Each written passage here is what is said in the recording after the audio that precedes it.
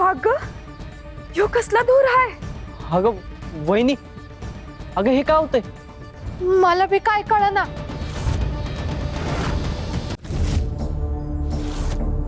अजून तो क्षण आलेला नाही. तुमच्या मनात जे आहे ते योग्य आहे, परंतु नियतीने त्यासाठी अजून वेळ निश्चित केलेली नाही. तुमच्या या संकेताचा नेमका अर्थ काय आदिशक्ती? महादेव, मी तुम्हाला जाणून बुजून अज्ञात राहण्यास सांगितलं होतं आणि आम्ही तुमच्या आज्ञेप्रमाणे वागलो आहोत. आमची ओळख कोणालाही कळू दिली नाहीये, परंतु आता परिस्थिती बदलली आहे आदिशक्ती. आसूर काहीतरी मोठा डाव आखत आहेत आणि तुळजा त्या प्रत्येक संकटांना एकट्याने सामोरे जात आहेत. आणि अशा वेळी आम्ही त्यांच्यापासून दूर राहणं आम्हाला योग्य वाटत नाही. मला त्याची पूर्ण कल्पना आहे महादेव. तुम्हाला तुळजेची चिंता वाटणं स्वाभाविक आहे. मग आम्ही काय करावं आदिशक्ती? हे सर्व काही सुरू असताना एक मुख साक्षीदार म्हणून सगळं बघत बसू? नाही, मी तुम्हाला आधीच सांगितलं होतं, योग्य वेळी मला तुमची गरज भासेल. ती वेळ आता आली आहे. तुम्ही तुळजाला मदत कराल हा माझ्या दिव्य योजनेचाच एक भाग आहे. मग आम्ही तुळजाला भेटून त्यांना सगळं सत्य सांगतो, आमच्या आता दुरावा संपवतो. नाही महादेव, योजनेची एक अट आहे. तुम्ही तुळजा समोर जाणार नाही. तुमची खरी ओळख तिला सांगणार नाही. असं का आदिशक्ती? कारण तुळजेचं मन सध्या अत्यंत नाजूक अवस्थेत आहे. एका बाजूला चातुर्मासाची संपूर्ण जबाबदारी, दुसऱ्या बाजूला भक्तांचं कल्याण आणि त्याच वेळी असुरांचे वाढते डाव. अशा वेळी तुमची अचानक भेट तिच्या मनात भावनांचं वादळ निर्माण करेल. म्हणजे आम्ही त्यांच्या इतक्या जवळ असून देखील त्यांच्यापासून दूर राहायचं. त्या भावनिक उद्रेकामुळे तिचं लक्ष तिच्या कार्यापासून विचलित होईल आणि ते या काळात घडणं योग्य नाही. तुमच्या शब्दाचा आम्ही मान राखतो. गुप्त राहून का असेना, पण तुळजाच्या प्रत्येक पावलावर आम्ही त्यांच्या सोबत असू.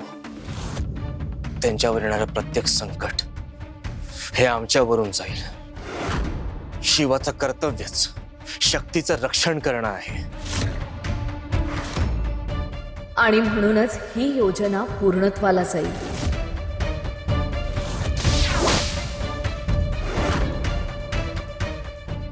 तुळजा, तुम्हाला कदाचित आमची जाणीवही होणार नाही, परंतु तुमच्या या प्रवासात तुम्ही कधीच एकट्या नसाल.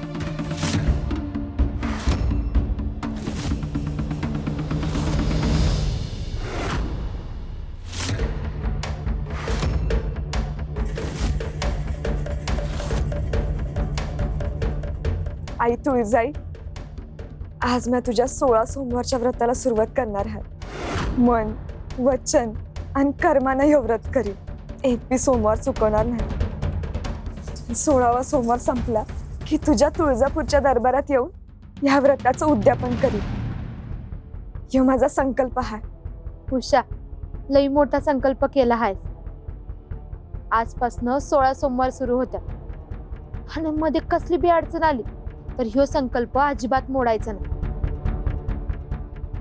चल, व्रताला सुरुवात कर.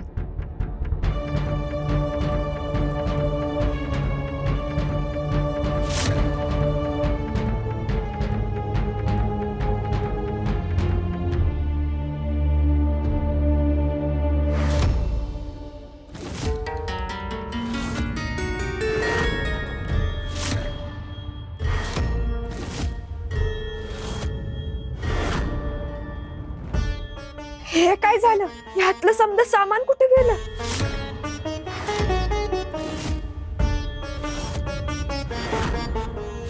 हा काय प्रकार आहे?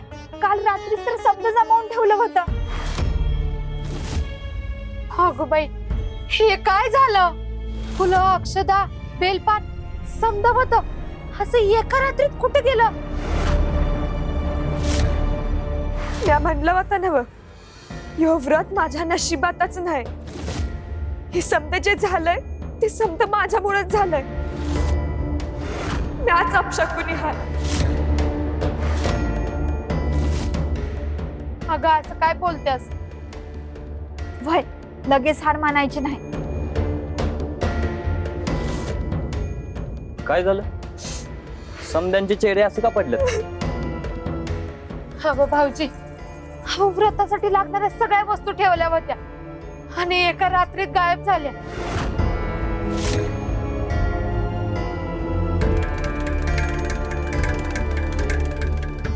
आणि म्हणून तू रडतेस?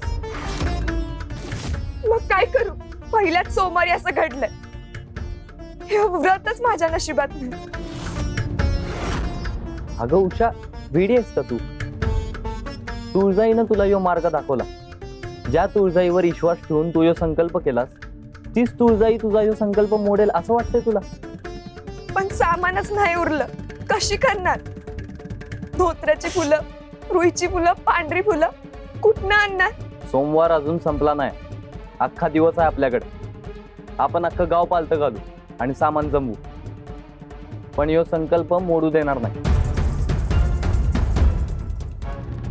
आपण समते मिळून सगळं सामान पुन्हा जमू. तुळजाई आपल्या पाठीशी आहे. वय काय बी झालं तरी आजचं व्रत सुरू होणारच. ठरलं तर मग आजचा सोमवार वाया जाऊ द्यायचा नाही.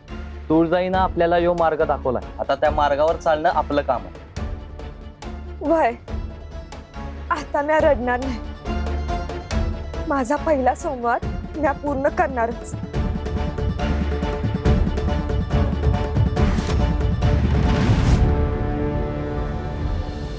आई तुळजाई, तू आमच्या पाठीशी राहा.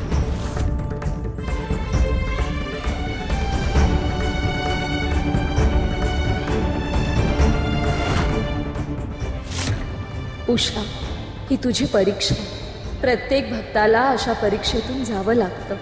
पण घाबरू नकोस. एक लक्षात ठेव, तुळजाई तिच्या भक्तांचा हात कधीच सोडत नाही. असुर नरेश, आपण तुळजाच्या महालातून ती दिव्य पोथी आणणार होता. त्याचं पुढे काय झालं?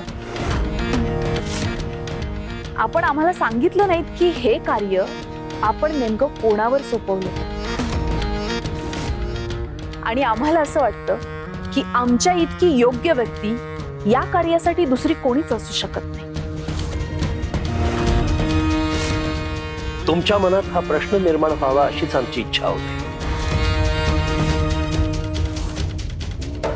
पण सम्राज्ञी, या कुतूहलामागे आमच्या निर्णयावरचा अविश्वास दडलेला नाहीये ना? अविश्वास मुळीच नाही दादा. निदान मी तरी तुझ्यावर कधीच अविश्वास दाखवणार नाही. आम्ही संशय नाही घेत आहोत असुर नरेश, परंतु असुर साम्राज्याची सेनापती म्हणून आम्हाला प्रत्येक ती गोष्ट माहिती हवी आणि म्हणून आम्ही आपल्याला विचारलं. असं असेल तर जो ही योजना पूर्णत्वास नेणार आहे, मी त्याच्याशी तुमची प्रत्यक्ष भेट घडवून आणतो.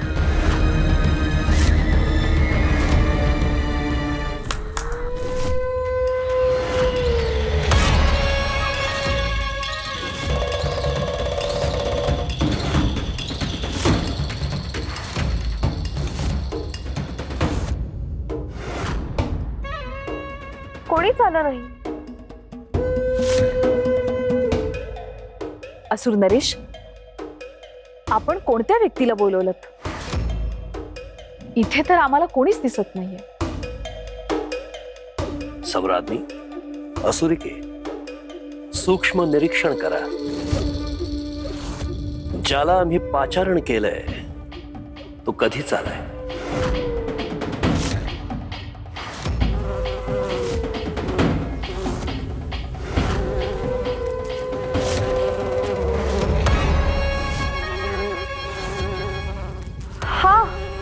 हा तर एक सूक्ष्म कीटक आहे. म्हणजे हा कीटक ती पोथी आणणार.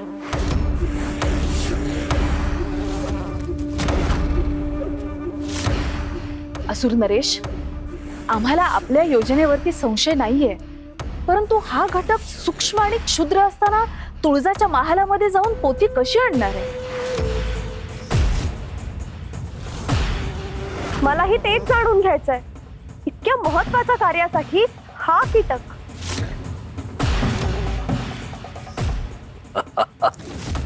बाह्य रूप महत्वाचं नसतं असुरिके.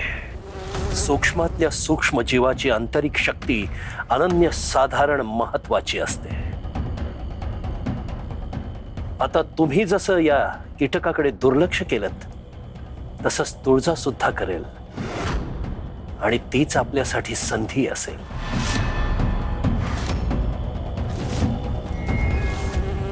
असुर नरेश, परंतु या कीटकामागचं सत्य काय आहे? तेच दाखवण्यासाठी तर तुम्हा दोघींना इथं पाचारण केलंय. पहा,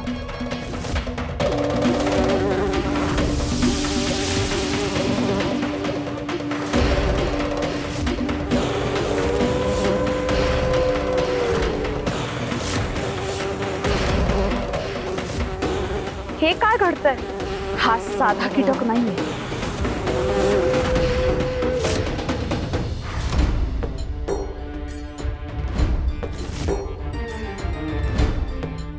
उषा, तू काय बी काळजी करू नकस. गावात एक जागा आहे, तिथं बेलाचं जुनं झाड आहे. तिथलं बेलाचं पान समद्यात पवित्र मानतात. आपण तिथनच बेलपान आणू. खरंच? म्हणजे माझं आता व्रत थांबणार नाही ना? अगं कशाला थांबल, तुळजाई हाय आपल्या सोबत. ती काय तर मार्ग काढल्या बिगर राहणार नाही. वय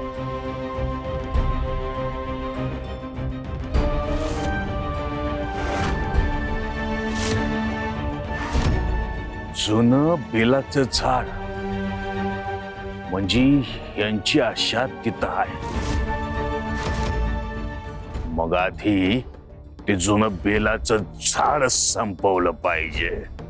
व्रताची तयारीच नाही झाली तर व्रत कशाचं करणार?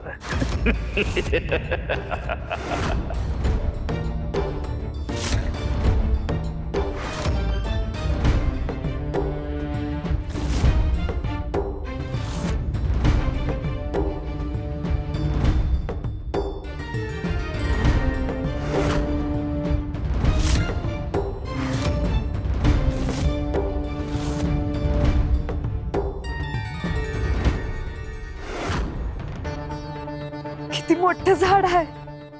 बघितलंस किती मोठं झाड आहे की तुझे पुढचे 16 सोमवार पण सहज पार पडतील. चल, मनात तुळजाईचं नाव घे आणि बेलपान तोडायला सुरू कर. वय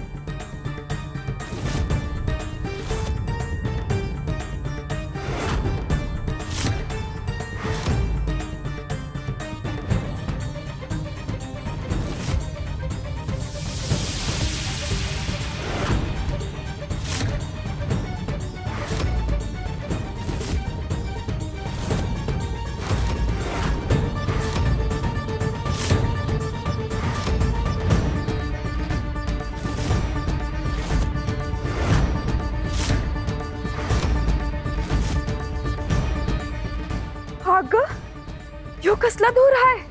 अगं वहिनी, अगं हे काय होतंय? मला बी काय कळना.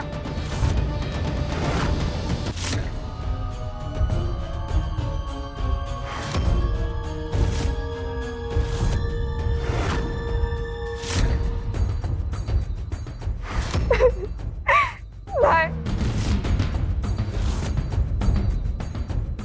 अरे देवा, हे काय होतंय? अगं बाई, ह्यो कसला अनर्थ.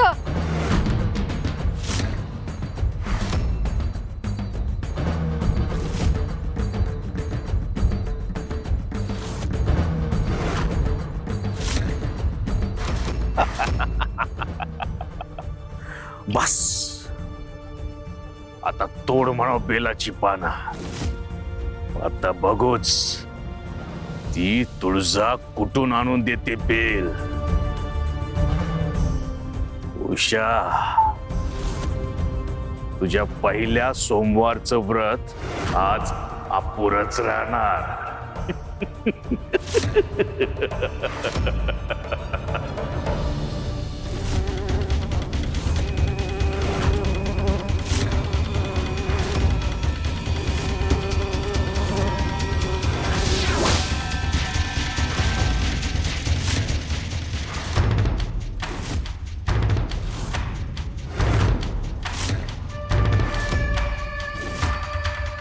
प्रणाम असुर नरेश. हा दादा, हा तर तोच असुर आहे जो तुळजाच्या प्रासादातून त्या दिव्य पोथीची माहिती घेऊन आला होता.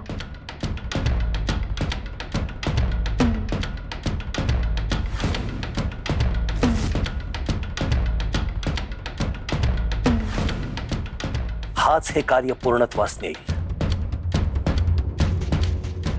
म्हणजे हा असुर कोणाचंही रूप धारण करू शकतो का? नाही, ती शक्ती याला अद्याप अवगत नाही. कोणत्याही मनुष्याचं, देवांचं अथवा असुरांचं रूप हा धारण करू शकत नाही. परंतु पक्षी सृष्टीतल्या आणि प्राणी सृष्टीतल्या कोणाचंही रूप तो घेऊ शकतो.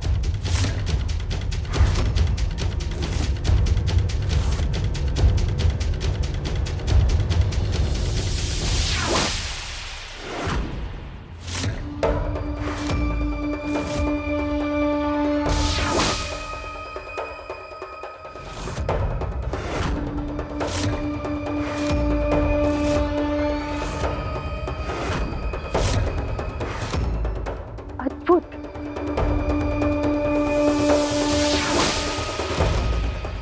ही विद्या तर अत्यंत दुर्मिळ आहे. म्हणून तर या कार्यासाठी आम्ही याची निवड केली आहे. अनेकदा मक्षिकेचं रूप धारण करून याने तुळजाच्या दालनात प्रवेश केलाय. त्या दिव्य पोथीचं स्थान, तिथली संरक्षण व्यवस्था, सगळं काही आता याला ज्ञात आहे.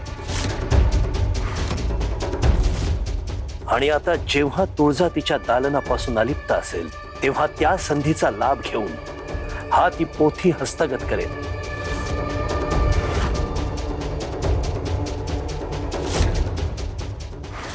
एक शंका आहे असुर नरेश, तुळजा तिचं दालन सोडून बाहेर जाईलच, हे कशावरून? त्याची ही सुयोग्य व्यवस्था केलेली आहे. योग्य वेळ आल्यानंतर आपल्याला ती संधी मिळेल. दादा, तू आमच्यापासून बरंच काही लपवतोयस.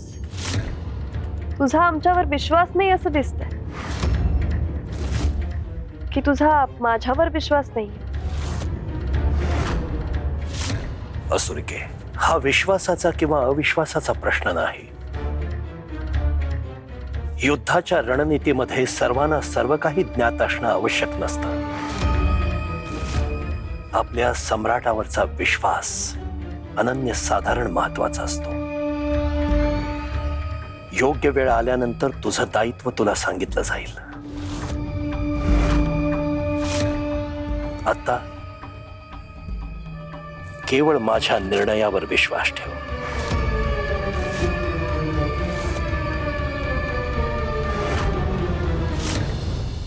ऐकलत ना सम्राज्ञी? हो.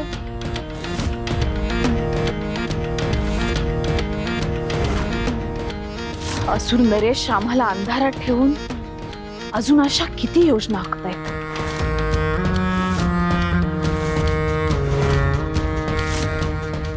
दादाच्या मनात नेमकं चाललंय तरी काय?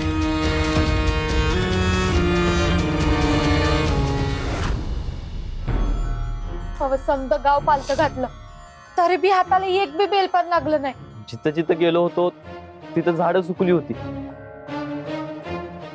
हा कसला प्रकार आहे काहीच कळना. मी म्हणलं होतं ना, माझ्या नशिबात हे व्रतच नाही. उषा, अगं उषा घावली, पांढरी साडी घावली. अगं बघ की, तुझ्यासाठी चालली होती. खरंच बघा, मी म्हणलं होतं ना समद ठीक होईल. वय धूळ लागाय न ग म्हणून झाकून आणली होती. हे घे.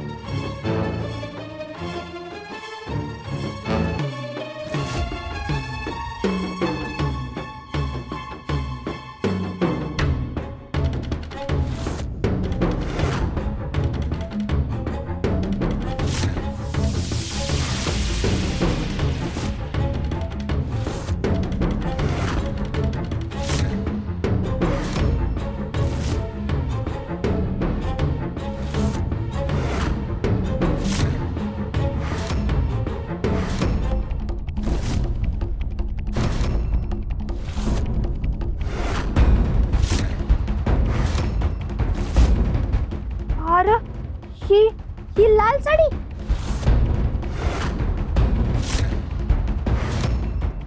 नाही नाही, म्या माझ्या डोळ्यानं पांढरी साडी निवडली होती. ही लाल कशी झाली?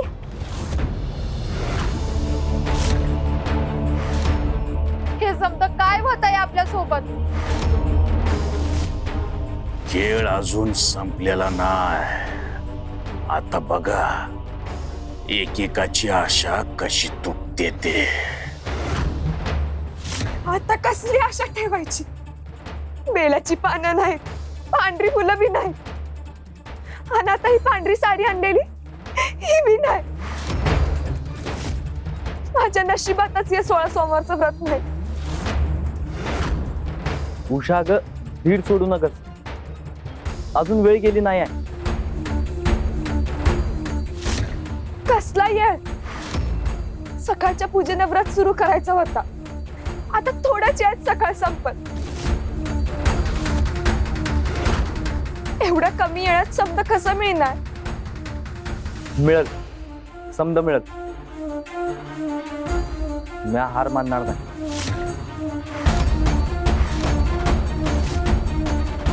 वहिनी, तुम्ही त्या व्यापाराकडे परत जावा. काहीतरी गैरसमज झाला असेल. पांढरी साडी घेऊनच परत या. वय येते मी.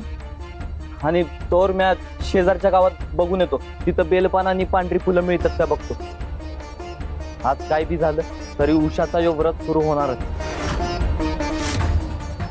वय कदाचित तुळजाई आपली परीक्षा बघत असेल, पण आपण या परीक्षेत अजिबात हार मानायची नाही.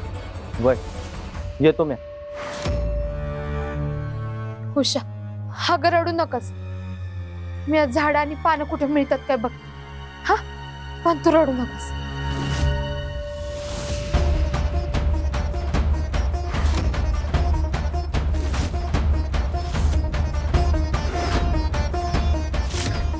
आई तुळजाई, यो कसला खेळ हाय ग? ना तुझ्या सांगण्यानं पाऊल टाकलं होतं, पण प्रत्येक वाट अशी बंद का होते? ही कसली परीक्षा आहे ग? मी अजून किती निभवायचंय?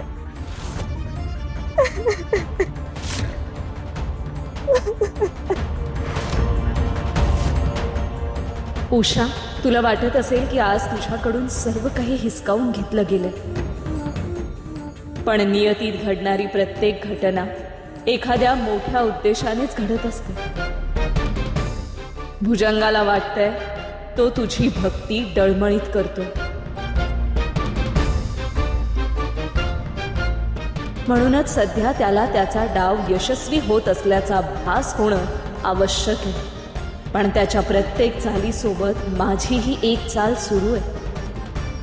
प्रत्येक वेळी संकट दूर करणं हेच उत्तर नसतं. कधी कधी संकटालाच साधन बनवून नियती अधिक मोठं कार्य घडवून आणते. तुझ्या या व्रताला जे दिव्य फळ प्राप्त होणार आहे त्यासाठी या परीक्षा आवश्यक आहे. आज जे तुला दुःख वाटतंय तेच उद्या तुझ्या आयुष्याचं सर्वात मोठं वरदान ठरेल. योग्य वेळी तुला सर्व काही समजेल. भुजंगाला वाटतंय तो त्याचा डाव खेळतोय, पण खरी चाल कोणाची आहे हे काळच त्याला दाखवून देईल.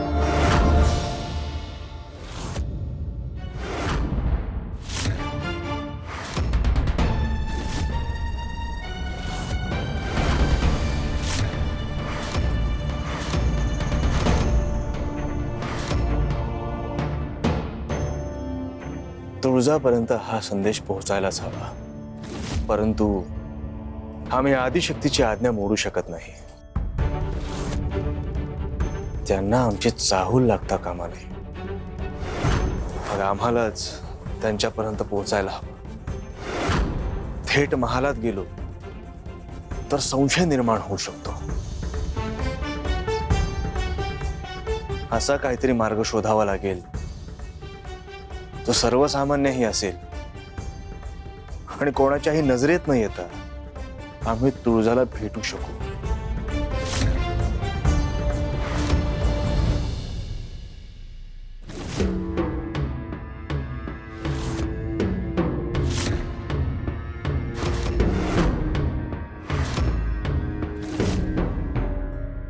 झालं भाऊजी?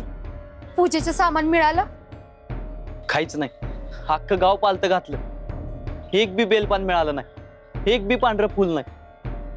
जिथं गेलो तिथं पानं वाळली होती, फुलं सुकली होती. असं कधी बी झालं नव्हतं. कारण ह्यो समदा खेळ म्या खेळलाय. आज त्या तुळजानं सांगितलेलं व्रत कधीच पुरं होणार नाही. वहिनी, काय झालं जाऊबाई? पांढरी कापडं आणलीत? नाही ग, आज ज्या व्यापाराकडे गेली होती त्याच्याकडे ढिगभर पांढरी कापडं होती, पण आता एक बी उरलं नाही. एका दिवसात समज कसं संपलं.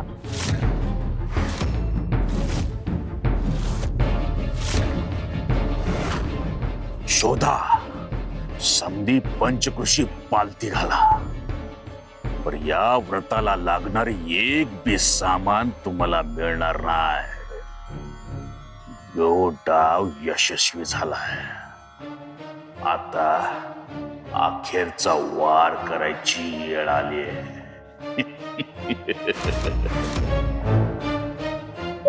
उषा, हा ग रडू नकस.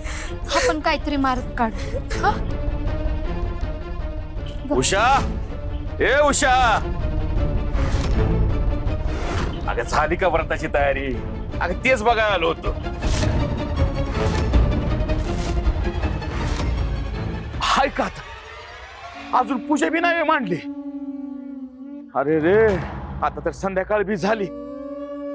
व्रत सुरू करायची वेळच निघून गेली. भुजंगा, तू ना आधी इथून. तू मध्ये बोल नकोस. मी तुझ्याशी बोलतोय का? मी उषाशी बोलतोय. उषा, हे बघा अजून बी येळ गेलेली नाही. तू माझ्या पाताळ देवीकडचं अगं कशाला करते असलं कठीण व्रत?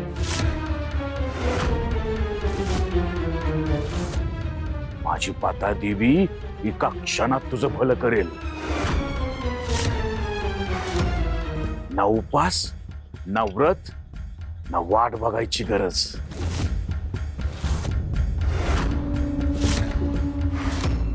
झालं तुझं बोलून? निघ आता इथून. निघणारच आहे. म्या काय इथं थांबायला नाही आलो. हे बघ उषा, सांगायचं काम माझं होतं. आता ऐकायचं का नाही ऐकायचं हे तुझ्या हातात आहे.